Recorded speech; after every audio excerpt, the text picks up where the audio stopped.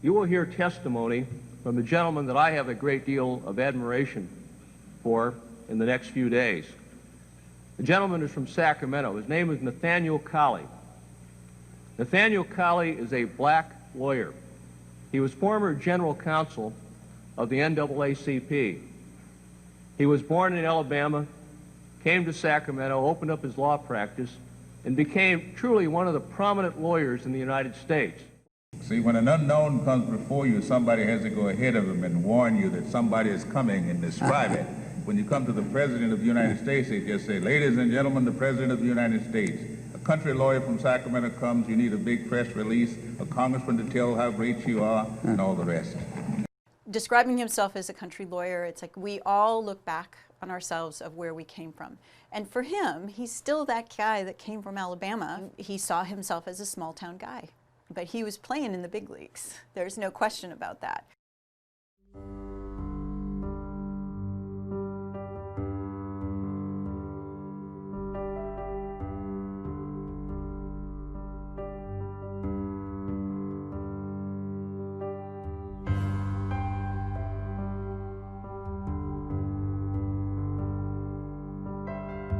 I was born in rural Alabama, and I represent, I think, something special in America, and that is you can come from anywhere and go anywhere if you really try. And I came from rural Alabama, where I was unfit for picking cotton from the very outset.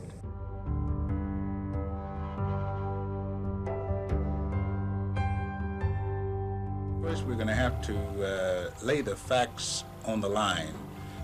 About the existence of discrimination in housing. We're going to have to educate the public to the fact that it is an existing thing which is a real problem. And the Supreme Court said that a state must use all of its resources in every reasonable manner to achieve desegregation. In some communities, a bus is the only reasonable way to achieve it. But all things being equal, I think under some circumstances, we're going to have some sort of compensatory or preferential program if we're going to close a gap which has occurred because of discrimination in the past. Nathaniel Colley stood tall with the giants of the American Civil Rights Movement.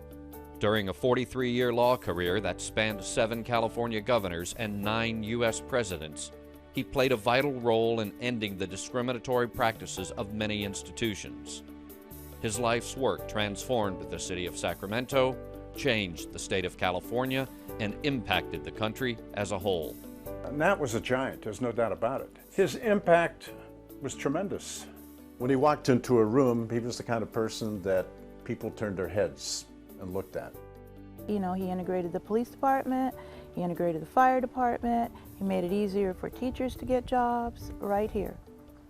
Legally, he opened the doors and threw down a lot of the discriminatory practices that were present, not only in retail establishments, but something is just as benign as, say, going to a local swimming pool or a local skating rink. Those are the types of things that Nathaniel Colley made sure that access to those particular types of activities were available for blacks. People forget that things like police, fire, schools, housing, employment were not integrated before, Nathaniel Colley. So when you think about the second half of the century in Sacramento, I can't imagine anybody having a greater footprint on our community than Mr. Colley. Nathaniel Colley's life began nearly a century ago in the segregated South. He was born 20 miles outside of Selma, Alabama, the youngest of 6 children, raised in substandard housing by a widowed mother who recognized his unique talents early on and encouraged him to read books. And she wanted Dad to be educated because he wasn't fit for, like he said, working in the field. He was very thin and he was sickly. After graduating high school from nearby Snow Hill Institute, Nat Colley attended the Tuskegee Institute, where he met a young co-ed from California named Jerlene Jackson, who would soon become his wife and later convinced Nathaniel that her hometown of Sacramento would be a good place to live and work. As a student, he studied chemistry and was mentored by the famed scientist George Washington Carver. After graduating first in his class of 1941, Nathaniel Colley set out to become a chemist. But his experience in World War II changed the course of his life. You will never know how much trouble it gave me to lead a black company in the Solomon Islands and in the Philippine Islands and in New Guinea, and people would ask me, why are all the people in your company black? And I also recognized the segregations and the evils of it. And I determined at that time that something had to be done about this. And so I made the bold move of deciding to go to law school. Captain Nathaniel Colley returned to his home state after the war.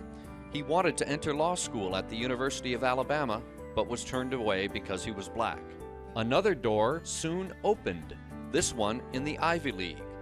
And 2 years later, as the only African-American student in his class, Nathaniel Sextus Colley graduated from Yale Law School with honors. He and Jerline then headed west to build their life together in California's capital city.